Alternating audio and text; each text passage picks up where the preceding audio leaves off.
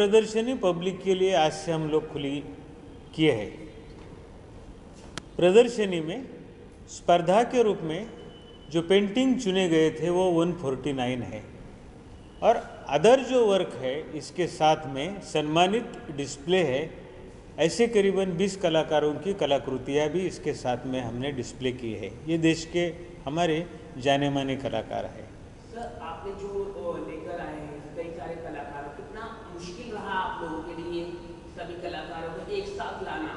मैं ललित कला एकेडमी में 3.5 साल पहले जुड़ा था, लेकिन उसके 6 महीना पहले ये कलाकृति, इस प्रदर्शनी की जब घोषणा हुई थी, ये स्पर्धा की जब घोषणा हुई थी, जिसमें 2 लाख के हम लोग 5 अवार्ड देते हैं और 10 प्रमोशन अवार्ड्स देते हैं।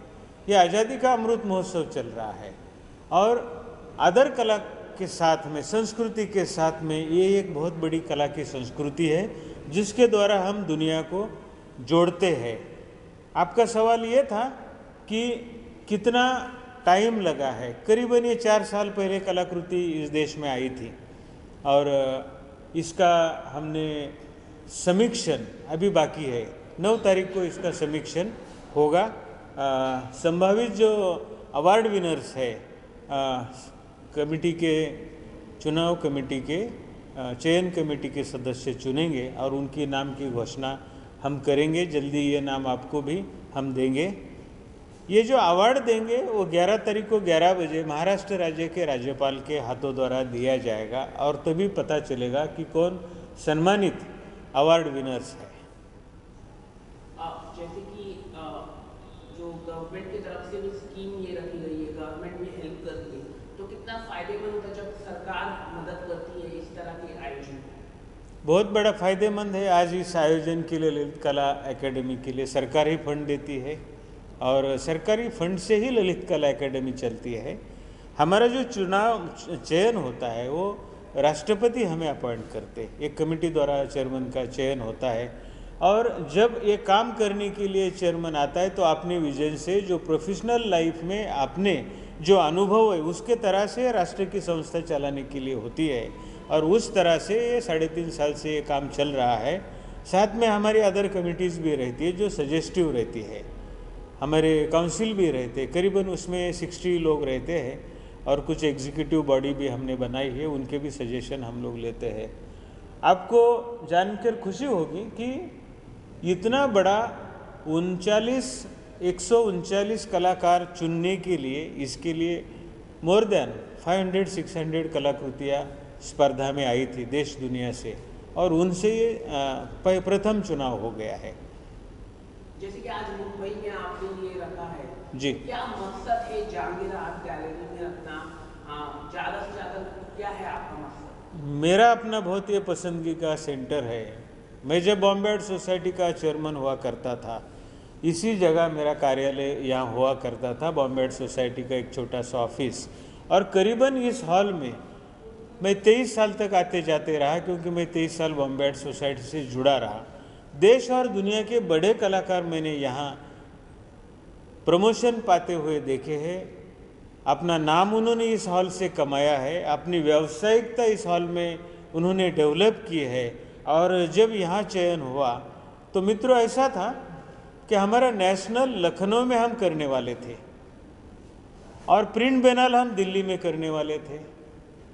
कुछ कारण ऐसा बना कि हमको नेशनल दिल्ली में करना उचित लगा और फिर दोनों भी एक जगह करने के बजाय चेयरमैन के नाते मैंने ये कार्यक्रम मुंबई में लाया। इतनी खूबसूरत गैलरी आज इस देश में आपको दूसरी देखने के लिए नहीं मिलेगी। सर, आर्ट को बढ़ावा किस तरह से दिया जाए? आर्ट्स को, ये इतनी अच्छी अच्छी पेंटिंग है लेकिन इनको बढ़ावा मिलना चाहिए आर्टिस्ट को। देखिए, ऐसा है कि सरकार ने ऑक्शन हाउसेस स्थापन करने चाहिए। ललित कला एकेडमी जल्दी ये काम शुरू करने जा रही है। सरकार ने कल्चरल मैपिंग करनी चाहिए। बहुत देश में कलाकार है लेकिन उनका कल्चरल मैपिंग करने का सरकार ने अभी एजेंडा स्वीकार किया है तो देश के बहुत सारे कलाकारों को न्याय मिलेगा।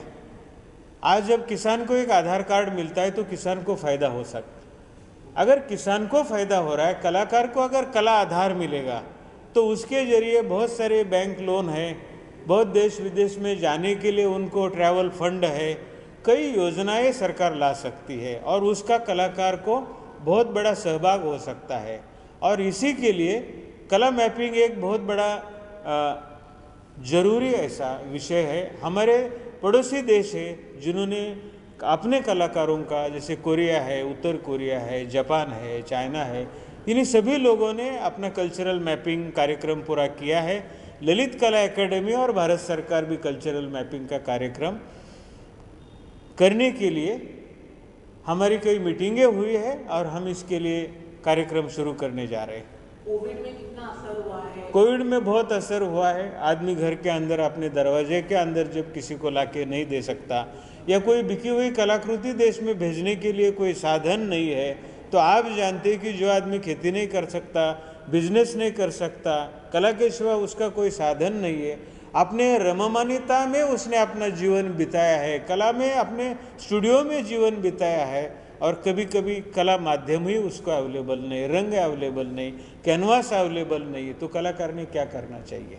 जब महाराष्ट्र के गवर्नर को आपने इनवाइट किया है जी 11 तारीख को, जी, तो उनका क्या रिएक्शन था कि आपने महाराष्ट्र राज्य के हमारे आदरणीय कोश्यारी जी 11 तारीख को आने वाले हैं। जब इतना बड़ा कार्यक्रम का हमने सूतोवाच्य किया है, कहीं ना कहीं पढ़ने के लिए मिलता है, हमने निवेदन दिया है, तो उन्होंने कहा कि केवल 8 दिन का ही नहीं है, अगर बारिश के वजह से ये आपका डिस्प्ले या जो भी है 8 दिन में सीमित हो रहा है, तो आप यूनिवर्सिटी में या जे स्कूल ऑफ आर्ट में या नेहरू सेंटर में, हम बताते आप जहाँ चाहेंगे वहाँ पे इसको 2-3 हफ्ते के लिए और पब्लिक के लिए देखने के लिए मौका उपलब्ध करा के दे दीजिएगा। और इस तरह का मौका हम लोग जे स्कूल ऑफ आर्ट से, यानी डायरेक्टर ऑफ आर्ट के हमारे जो डायरेक्टर मिश्रा जी है उनके साथ मेरी राजू मिश्रा जी, उनसे बात हो गई है और उन्होंने कहा है कि जे स्कूल ऑफ आर्ट की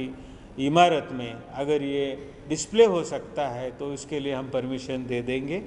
और विद्यार्थियों के लिए भी एक सीखने का बहुत रहेगा।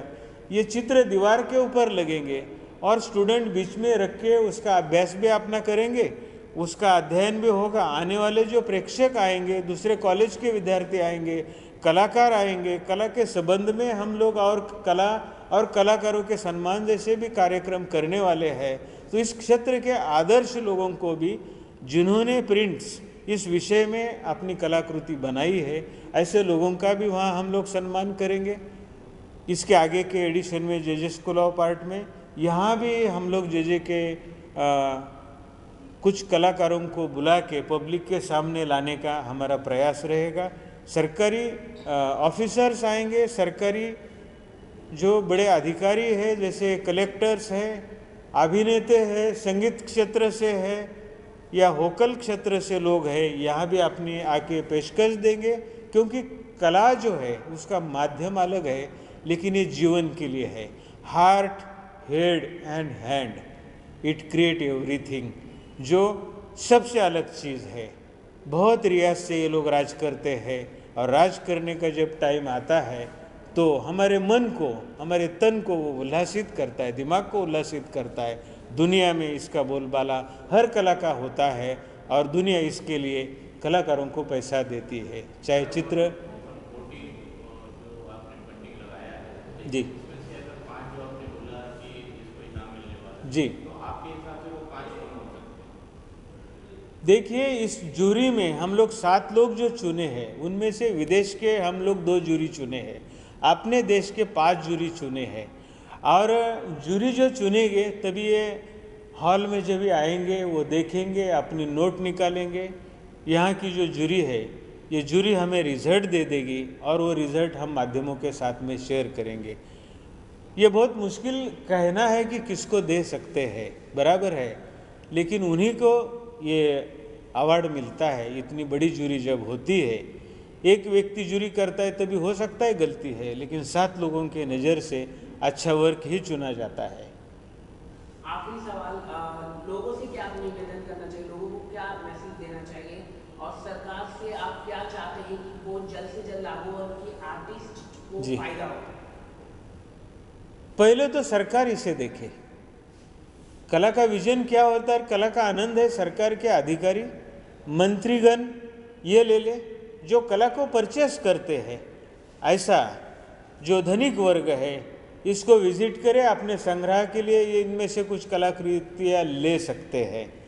समाज में अगर समाज कलाकारों के पीछे खड़ा नहीं रहा, पहले जैसे होते ना, राजा महाराजाओं का आदेश आश्रय होता था कलाकारों को, और इसी के जरिए मतलब वो कलाकार जाने जाते थे, चाहे वो सिंगर होते थे, चाहे वो चित्रकार होते थे।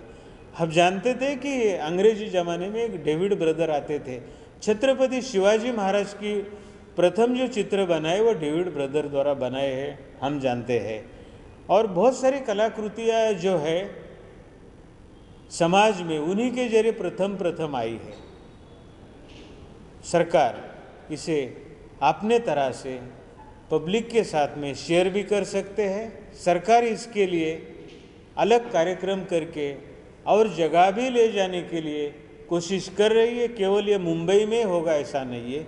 ये प्रदर्शनी जहाँ डिस्प्ले के लिए सूटेबल जगह है, हम सोच रहे हैं जैसे कि जयपुर है, हम लोग सोच रहे हैं जैसे कि हैदराबाद है, बेंगलोर है, हमारे चेन्नई का सेंटर है, कलकत्ता में हमारी बहुत बड़ी बिल्डिंग बनी है उसी में, और वहाँ अगरतला में नजरुल क्षेत्र में जहाँ जगह अवेलेबल है, ऐसे सुंदर जगह पे पब्लिक के लिए इस कला का जाना और उन्होंने कला के साथ में आना एक अभिसरण है। और ये ललित कला एकेडमी का काम है। ललित कला एकेडमी ये काम करती है, करती रहेगी। आप भी उसके साथ में खड़े रहिए, तो ये कलाकृतियाँ समाज के हर माध्यम के साथ में अपना चेहरा छपवाएगी, उनका विजन उनको यहाँ देखने के लिए यहाँ लेके आएगी। आपके द्वारा पब्लिक यहाँ आए, विशेषतः कला संस्था के विद्यार्थी, उनको सभी को मैं आर्ट कॉलेज के प्रिंसिपल्स और विद्यार्थियों को उनके जरिए मैं आह्वान करता हूँ कि सभी कलाकार इस एक आदर्श ऐसा मौका हाथ से मत गवाए। इसका प्रदर्शनी का आप लोग अवलोकन करिए और अपने जीवन में इसका रस ग्रहण करिए। धन्यवाद।